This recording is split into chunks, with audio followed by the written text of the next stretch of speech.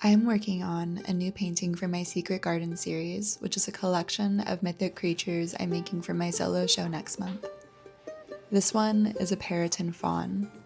A Peryton is usually described as half deer, half bird creature, and I think part of what drew me to it is that it feels ancient, almost like something you would find in an illuminated manuscript or a strange Renaissance bestiary.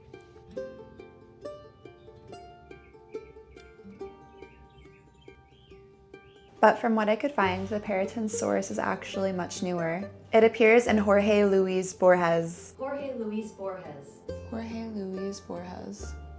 Manual de Zoologica Fantastica in 1957. I'm probably butchering that.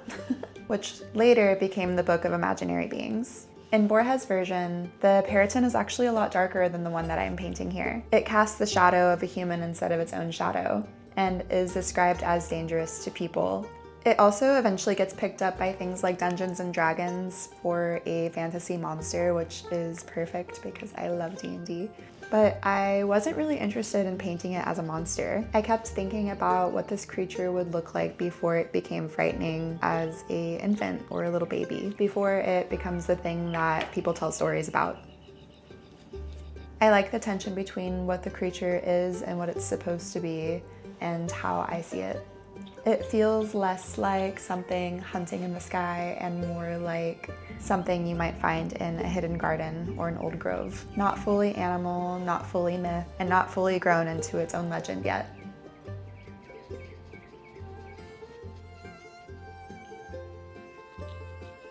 This piece has felt very different from the unicorn. I still love Secret Garden, which is the title of that piece, but making that painting felt a little like learning to swim by being thrown directly into the lake.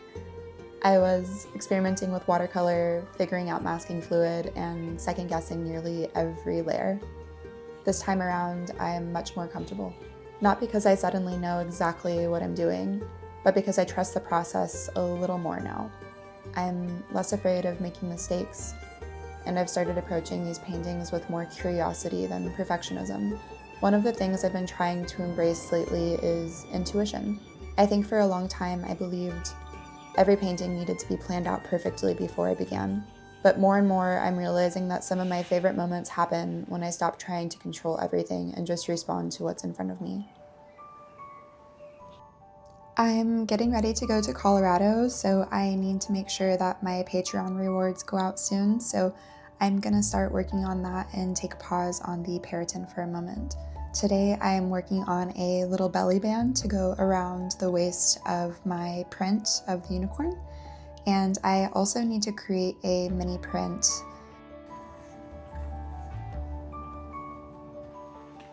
So I just finished this sketch. I'm planning on having it go inside of this little envelope that I made, mostly because this was originally going to be for the stickers, but unfortunately the stickers don't fit inside. They just kind of hang off a little bit. Even if I turn it, they just kind of hang off. So yeah, something else needs to go inside of this, and I think that's a perfect little spot for a mini print. So this is the sketch, and I'm gonna get started painting here in just a moment.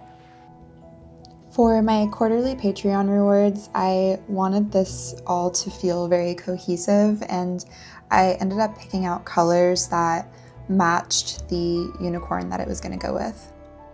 It ended up looking a lot more illustrative than I'm used to, but I kind of liked it. If you sign up in the months of June and July, you will also receive one of these packages. I wrote a little letter story kind of explaining the unicorn, and it all turned out so nicely in these clear envelopes.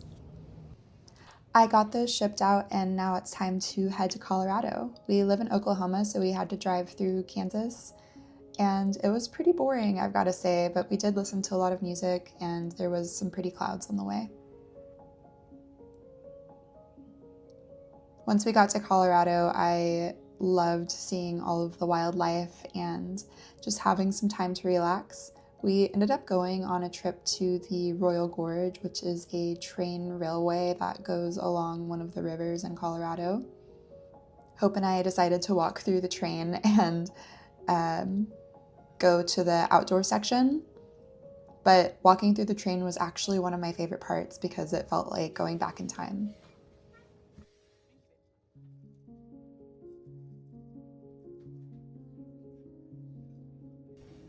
Riding a passenger train through nature like this is not something that's very common, and so having this moment and just enjoying the breeze and the beautiful mountains was so pleasant.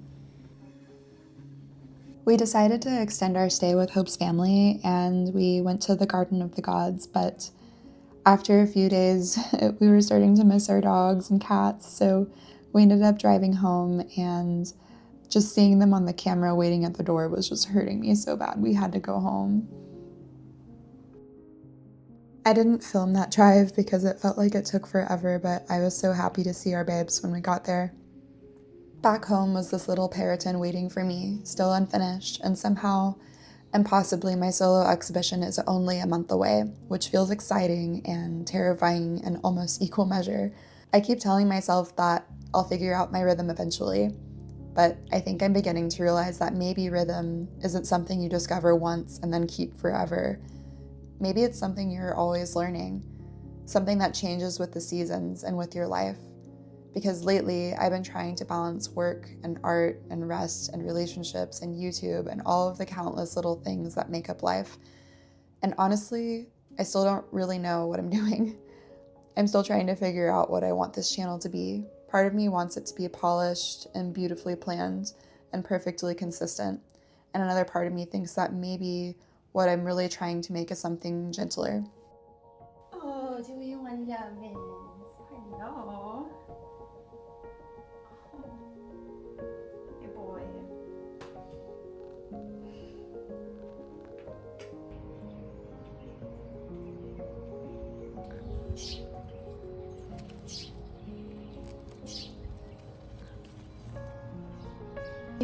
Who's it? Okay, girls, these are hand-picked blackberries from our backyard. You want to try one? There we go. You want to try one? Ooh, so yummy. I don't know if this painting turned out exactly like I thought it would, but that's okay. I think I'm slowly learning that some of my favorite pieces are the ones that surprise me, the ones that become slightly different than what I imagined. At some point, we just have to let our art come out the way that it's going to and embrace it. Something that I like to tell people is that your style is just a accumulation of all of the mistakes that you can't outrun, and you just continue making them. And I think that that sounds kind of harsh, but I think it makes some of the most beautiful things. And if we were all the same and we all had the same standard, art wouldn't be what it is today. It's kind of like handwriting. Your teacher tries to make you write in a certain way, and then eventually you end up just like veering off the path a little until you have your own style. And I think that artwork is the same way. And I think that that's my favorite part.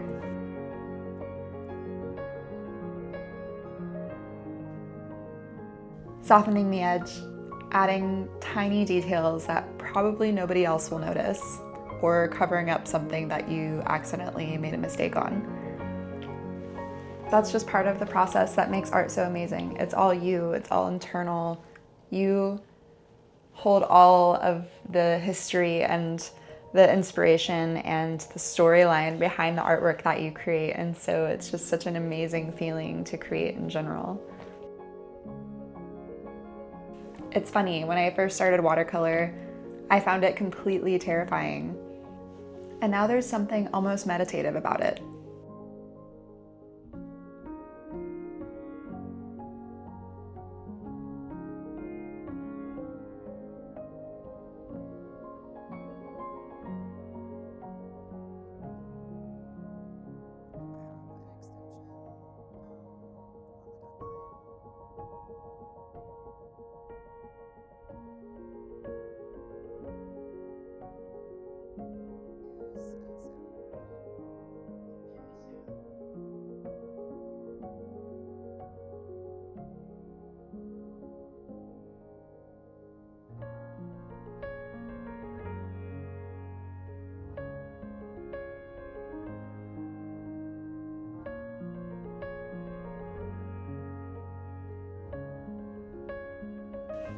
If you made it to the end, I just wanted to thank you so much. And honestly, I'm still so new to YouTube that having anybody watch my videos feels like, oh my gosh, like you're watching my video. I feel so honored and special that you're spending your time with me.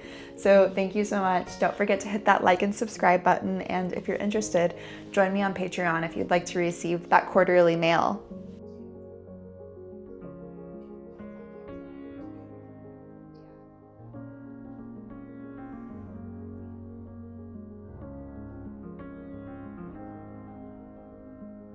Mwah. Bye guys.